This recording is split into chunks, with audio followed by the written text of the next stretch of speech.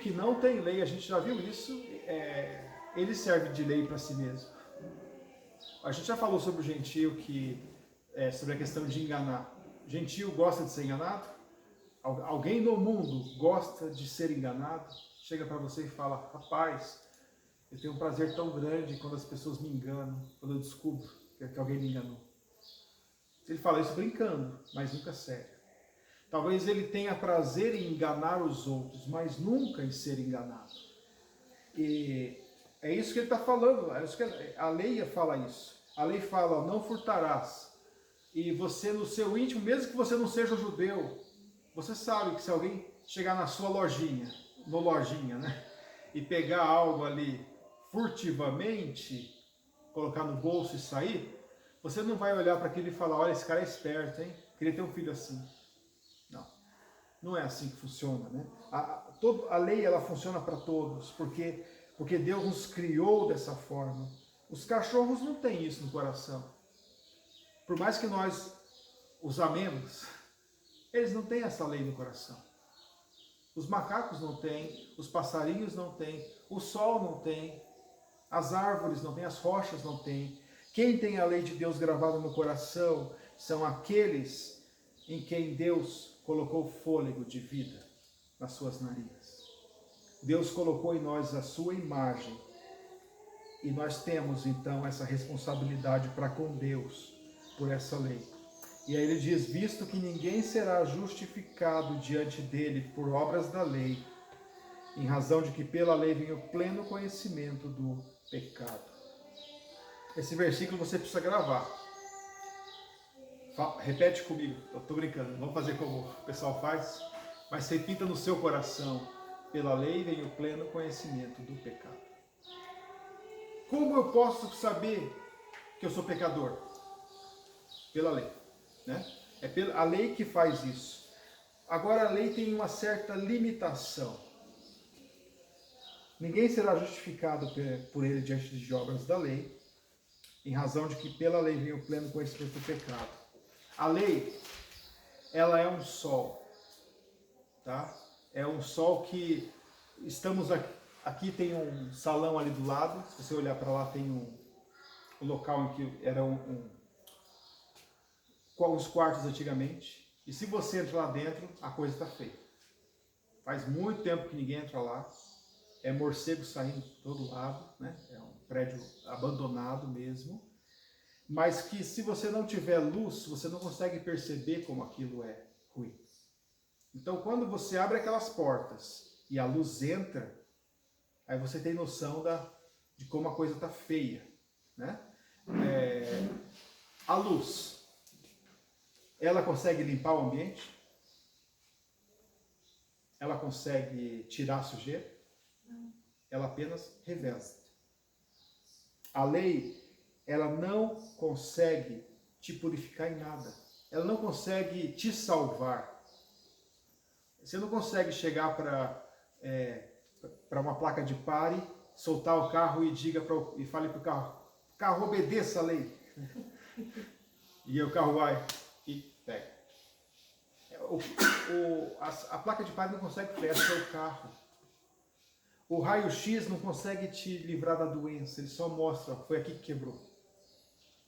A lei, ela serve simplesmente para revelar os nossos corações. Quer saber se o seu filho é pecador ou não? Fale para ele, filho, não faça isso. A gente brinca, né? Filho, não chega perto dessa tomada. Ele vai lá e pega um clips para colocar. Não faz isso. Na verdade, a obediência tem que ser aprendida. Você, às vezes tem que chegar para o filho e corrigi-lo e alertá-lo, filho, não faz isso. E às vezes até deixá-lo errar, para ele entender que como aquilo é ruim, né, dentro das limitações que nós temos. Mas a lei, ela serve para isso. Agora, eu quero dizer para vocês que isso é necessário e a lei, ela tem um papel eficaz nesse sentido. É necessário que a sujeira seja demonstrada. Então, o que a lei faz? Ela simplesmente expõe para nós a real condição dos nossos corações. É simplesmente isso. Vou dar um exemplo para você a partir do primeiro mandamento. Não terás outros deuses diante de mim. Sempre que você faz algo e você não coloca Deus em primeiro lugar, você está pecando. Você está colocando alguma coisa antes de Deus. Algum propósito antes de Deus, diferente do de Deus. Quantas vezes a gente faz isso? Por dia? Quantas vezes a gente age pensando, eu vou agradar a Deus tratando aquela pessoa ali, eu quero tratar ela do modo que agrade a Deus. Eu quero tratar meu filho, meu pai, de modo que agrada a Deus. Às vezes a gente faz isso, mas é todas as vezes? Não. Quando você entende que o espírito da lei vai um pouco além disso, aí que pega. E quando eu falo do espírito da lei, é importante que você entenda o espírito da lei para que você não trate a lei como um mero livro de regras que você vai conseguir um bom advogado para achar uma brecha para que você faça aquilo que você quer fazer. O bom advogado ele olha para a lei dessa forma. O bom advogado que eu falo no sentido ruim, né? Um advogado esperto, ou como dizem lá no Rio de Janeiro, esperto, né? Um advogado que consegue achar uma brecha. Ó, o meu patrão aqui, né, meu cliente, ele é inocente porque na época ele achou isso, achou aquilo, a lei dizia ainda isso. Ele vai tentando achar uma brecha para aliviar o seu cliente, mostrar que ele de certa forma é inocente. Mas nós não devemos olhar para a Bíblia assim. A gente tem que olhar para a Bíblia entendendo os princípios. Deus ele escreveu para nós um livro e é necessário entendermos esses princípios. O espírito da lei é o que? Mateus 5,48. Portanto, sede perfeitos como é perfeito o vosso Pai que está nos céus. O espírito da lei é que se eu agir de alguma forma abaixo de Deus, eu estou pecando.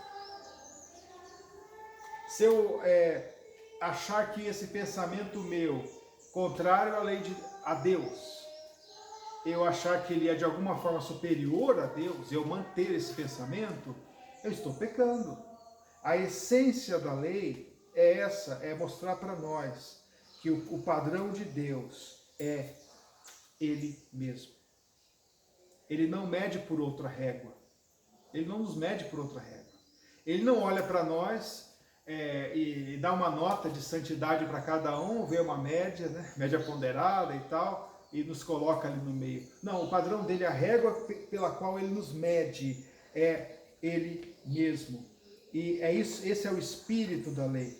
Por isso que pela lei vem o pleno conhecimento do pecado, porque quando contemplamos a Deus e olhamos para nós mesmos, à vista, né, à luz dessa compreensão, nós vemos o quão pequenos nós somos.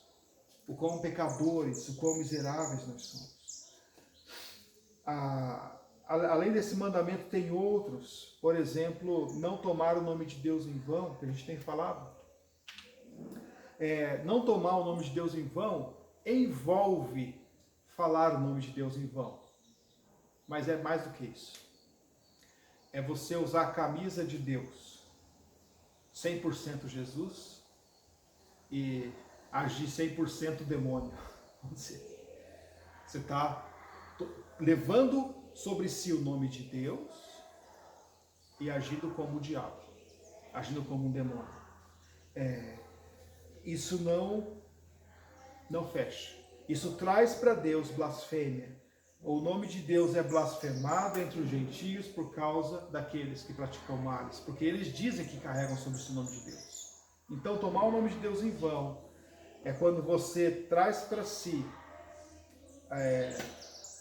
a honra, o privilégio de dizer eu sou de Deus, eu sou um cristão, eu sou filho de Deus. E as pessoas olham para você e falam, ele é cristão. Né? Tem cidades em que o cristianismo foi tão mal falado que as pessoas já não emprestam mais para cristãos. Chega alguém lá no comércio e fala, não, eu sou da igreja ali. Né? Aí quando você fala isso, já começa a tocar a sirene lá do comércio. começa a tocar a sirene, aquela luz vermelha, né? Forte, tocando. Opa, esse aí, avista e olha lá. Tá? Por quê? Porque os cristãos passaram e deixaram atrás de si um rastro de mau testemunho, um rastro de destruição. E eles traziam sobre si o nome de Deus. Mas a lei é um pouco mais profunda ainda que isso. A lei ela fala sobre o modo como crianças devem tratar seus pais. Quando eu era criança, eu tinha plena consciência de que se eu morresse eu ia para o inferno por causa disso. Eu sabia que eu não honrava meus pais. A minha mãe odiava que nós brigássemos, os irmãos. E nós brigávamos. Todo santo dia. Né? Todas as brincadeiras começavam no céu e terminavam no inferno. Todas as brincadeiras. Aí começava a brigar e tal, e chegava a minha mãe, ela corrigia a gente. Às vezes meu pai chegava depois do serviço e corrigia também. Então, não é para brigar, tá? Resolve o negócio aí. E com o tempo a gente foi criando um amor pelo outro, né, Leilson? Vai criando, Leilson conta do irmão dele, que é mais ou menos essa história, né? Vai criando um amor pelo outro com o tempo, isso vai desenvolvendo, mas através da correção eu entendia, isso eu tinha 6 anos, eu entendia claramente, se eu morrer essa noite, eu vou para o inferno.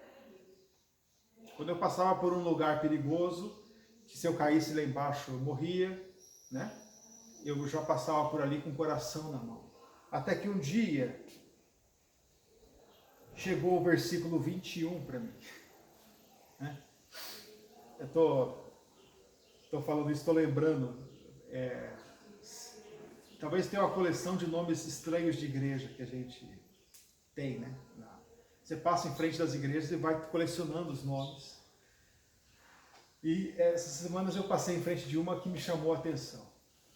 A Igreja do Remanescente Fiel, do final de Apocalipse 10. Nossa. Eu fiquei muito curioso, mas eu ainda não abri Apocalipse 10. Esse era o nome da igreja. Oi? Igual a da Manu, que ela viu 5 mais 2 igual a 12. É a igreja. Da igreja, não sei também o que é. É o que a gente chama de matemática criativa, né? Mas agora a ideia desses nomes de igreja veio. Agora que eu estou no texto, nem lembro porque que veio esse nome de questão do nome de igreja. Mas a ideia do próximo versículo foi por isso, né? Romanos 3, 21. Então vamos colocar o nome dessa igreja, Romanos 3, 21, né? Igreja da graça de Deus, igreja do mas agora, sem lei. Quando chegou Romanos 3, 21 para mim, mas agora sem lei se manifestou a graça de Deus, a justiça de Deus, melhor, testemunhada pela lei e pelos profetas. Quando isso chegou para mim, eu entendi que, na verdade, eu era pecador por desobedecer meus pais. Eu tinha esse fardo sobre mim. Mas a justiça de Deus, ela não está ligada exatamente ao que eu faço. Se a justiça de Deus estivesse ligada a me retribuir por aquilo que eu faço, eu estaria perdido. Essa é a questão. Não havia como eu sair disso, né? E ele continua dizendo: a justiça de Deus mediante a fé em Jesus Cristo para todos e sobre todos os que creem, porque não há distinção, pois todos pecaram e carecem da glória de Deus, sendo justificados gratuitamente por sua graça, mediante a redenção que há em Cristo Jesus. Aqui o que o apóstolo vai dar para a gente nesses versículos é uma radiografia da salvação, é uma radiografia do que acontece com a gente quando a gente crê em Deus, do que seria crer em Deus. Ele pegou todo mundo, né? como aquele caminhão cheio de gente, ele pegou todo mundo e colocou no caminhão. Ó, todo mundo aqui está perdido, hein? A lei, ela diz que todos vocês, que ninguém de vocês vai para o céu, ninguém de vocês vai ser justificado por obras da lei, vocês todos pecaram. Nenhum de vocês alcançou o patamar que Deus exige. E a lei veio para mostrar isso, a nossa pecaminosidade, a nossa desgraça diante de Deus. Mas, sabe de uma coisa? Mesmo sem a lei, não foi a lei que manifestou a justiça de Deus. Foi Cristo. Foi em Cristo que foi manifestada a justiça de Deus. A lei por si só, ela é uma entidade, de certa forma, impessoal. Quem é a lei? O xerife é a lei, aqui eu sou a lei. Mas quem é a lei? A lei é uma entidade impessoal, igual o Estado. Quem é o Estado do Brasil? Quem é o Estado, né? A lei é uma entidade impessoal. Ela por si só não seria capaz de trazer salvação para nós. Por isso, todos aqueles que se acomodam e colocam sua esperança sobre a lei para sua salvação, todos aqueles que de alguma forma acreditam que vão ser salvos pelas obras da lei, por serem praticantes delas, e colocam sua esperança nisso, estão perdidos. O nome disso é justiça própria. Eu vou ser salvo. Por que você vai ser salvo, seu Joaquim? Sou uma pessoa boa, não faço mal para ninguém, nunca matei, roubei, sempre que eu posso eu ajudo alguém. Sou uma pessoa boa. Ele está dizendo o que para você? Em cima de quem que ele vai ser salvo? A justiça está onde? Em Cristo? Nele mesmo. Eu cumpro a lei. Ele está dizendo isso para você. Quantas pessoas você conhece que responderiam assim? Por que você vai ser salvo, Por que você vai ser salvo, Dona Maria? Ai, meu filho, olha para mim, eu não faço mal para uma mosca, uma formiga. Olha para mim, olha para a minha justiça. Ninguém vai ser salvo, ninguém vai ser justificado diante dele por obras da lei, porque a lei serve simplesmente para dizer o quão miseráveis nós somos, o quão longe de Deus nós estamos. Ele vai dizer no versículo 23, porque todos pecaram e carecem da glória de Deus. E o evangelho, a palavra evangelho é angelion, eu é bom, angelion é mensagem, angelia é mensagem. Angelion ou angelia é a boa mensagem, é a boa notícia. Qual é a boa notícia? Versículo 24, sendo justificados gratuitamente por sua graça, mediante a redenção que há em Cristo Jesus. O termo redenção é um termo muito precioso para o pessoal do Antigo Testamento, porque havia toda uma teologia, toda uma doutrina em cima do redimir, da redenção, que era o quê? Era o comprar algo. Eu vou redimir um parente, por exemplo. Um parente, ele quebrou, e hoje um parente quebra, ele talvez vai pedir um empréstimo, alguma coisa, vai tentar algo fora, mas não chega em você, né? Naquela época, o parente quebrava, também não chegava em você, mas ele era vendido como escravo. E quando eu chegava para aquele escravo, olhava para ele, eu falava, não, eu vou libertar esse escravo, eu vou redimi-lo. E aí, ele ia lá e comprava aquele escravo e podia soltá-lo. Ou trazer consigo. Redenção é isso. Redenção é a compra. Ele diz, nós somos justificados gratuitamente por sua graça, mediante a redenção que há em Cristo Jesus. Ele nos comprou do reino das trevas. Nós estamos vendidos ao pecado, vendidos a Satanás. E ele nos compra. E como ele nos compra, versículo 25, a quem Deus propôs no seu sangue como propiciação, mediante a fé, para manifestar a sua justiça, por ter Deus na sua tolerância deixado impunes os pecados anteriormente cometidos, tendo em vista a manifestação da sua justiça no tempo presente, para ele mesmo ser justo e o justificador daquele que tem fé em Jesus. Então, o que Deus fez? Deus propôs em Cristo, no seu sangue, a propiciação pelos nossos pecados. Hoje tem muita palavra difícil aqui no texto, né? A palavra redenção. Quantas vezes você usou essa semana a palavra redenção? Né? A palavra propiciação. Quantas vezes a gente usa? Mas são termos exatos, são termos teológicos, são termos técnicos. E a palavra propiciação é nada mais, nada menos do que pagamento satisfatório. Você quitou a dívida lá com o banco? Quitei. Está devendo mais alguma coisa? Não. Tira lá um extrato para eu ver. Aí aparece lá o seu nome, seu CPF, nada consta. Opa, minha conta foi propiciada. Foi feito um pagamento satisfatório, eu não devo mais nada.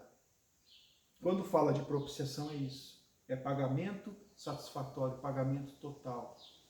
Os nossos pecados foram pagos totalmente na cruz pelo Senhor Jesus Cristo. Essa é a questão. Ele levou sobre si alguns dos nossos pecados. Não, ele levou sobre si os nossos pecados. Ele foi moído por nossas transgressões. Por isso a gente fala, algumas pessoas, algumas igrejas acreditam, por exemplo, que Jesus Cristo, ele morreu por todo mundo. Tá? Morreu por todos. Eu respeito, tem muita gente boa que crê nisso, né? Eu respeito. Mas quando você entende a doutrina da redenção, a doutrina da propiciação, a doutrina da expiação, você fala, peraí, mas no Antigo Testamento eu colocava a mão sobre o bezerro, esse bezerro era imolado, era morto, o sangue dele era jogado no altar, na base do altar, no propiciatório, para ser propiciado, e esse bezerro morria por quem? Por todo mundo? Não. Por quem oferecia. Isso é básico na doutrina da expiação. A doutrina da expiação é Deus pagando o preço pelos ofertantes. E quando a gente fala da questão da morte de Cristo, por quem Cristo morreu? Ele morreu pelos ofertantes. Por aqueles que chegarem a Ele, e todos que chegarem a Ele, terão no seu sangue a redenção. Todos que chegarem a Ele poderão ser salvos. Todo aquele que invocar o nome do Senhor será salvo. Mas por quem Ele morreu? Pelo ofertante. Você quer ser um ofertante? Você é um ofertante? Eu não sei se Ele morreu por mim. Então, você é um ofertante? Tem para você. E aí ele então coloca essa questão sobre nós e coloca todo então o peso da nossa salvação em quem? No Cordeiro que foi morto em nosso lugar. Já não é mais na questão da lei e de quanto eu sou bonzinho ou não. É se eu fui um ofertante. É se eu recebi a propiciação pelos meus pecados, o pagamento satisfatório. E aí ele conclui ali, versículo 27, ele diz: onde, pois, a jactância? O que é jactância? Orgulho. Sabe aquele orgulho, né? Jactância. A pessoa fica se jactando, se gloriando, né, em algo. E onde, pois, a jactância? Foi de tudo excluída. Por que lei? Das obras? Não, pelo contrário, pela lei da fé. A lei da fé exclui todo o orgulho. Porque quando eu creio em Deus, eu estou colocando toda a minha confiança em Deus, não sobra muita coisa para eu me gloriar. Eu vou me gloriar, eu sou uma pessoa boa? Não importa. Por que você vai para o céu? Porque Cristo morreu por mim, porque Cristo deu o seu sangue dele por mim, porque ele pagou o meu preço. O nosso orgulho, ele vai ficar mais ou menos igual ao orgulho daquele publicano que chega para Deus, bate no peito, nem ousa levantar a cabeça aos céus, e ele diz: ó Deus, sê propício a mim, pecador. Faça propiciação, pague satisfatoriamente os meus pecados. E ele sai justificado, ele volta justificado. Então, é esse o orgulho que nós temos na cruz. A gente já falou que o pé no solo da cruz é plano, todos estão no mesmo nível, porque todos pecaram e carecem da glória de Deus. Mas todos estão no mesmo nível de miséria, de desgraça. Mas Deus então olha para nós no alto do seu ser misericordioso, no alto da sua glória, e ele oferece por nós o seu Filho.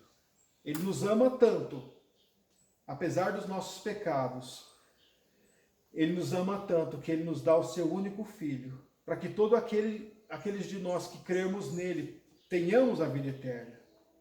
Então não existe mais jactância. Versículo 28, concluímos, pois, que o homem é justificado pela fé, independentemente das obras da lei.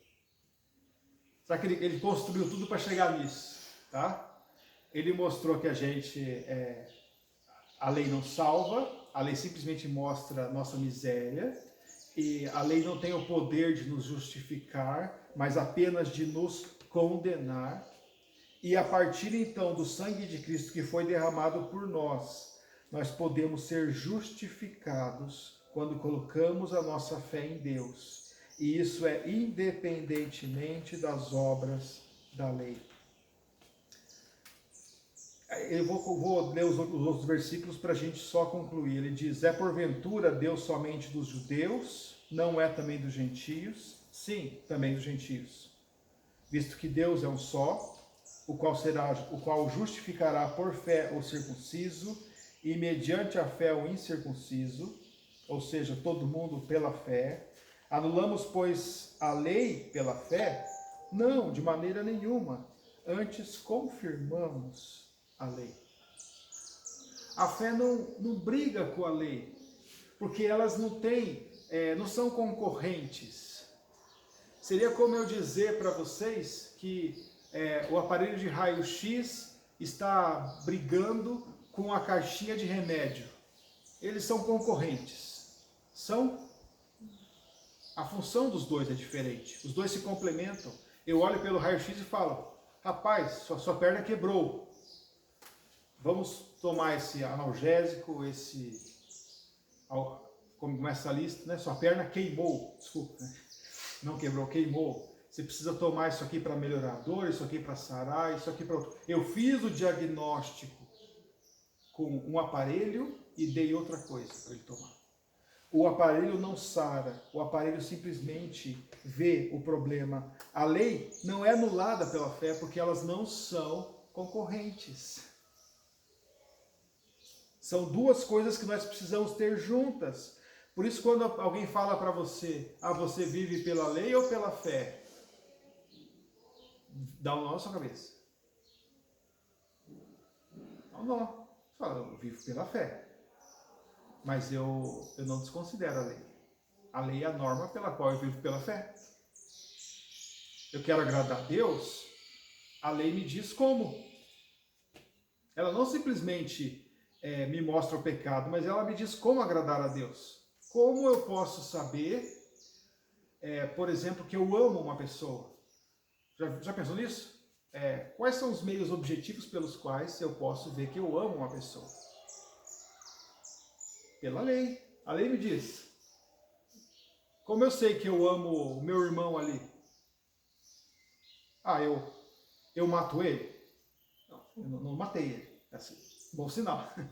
Então, não estou matando ele. Não estou cobiçando suas coisas.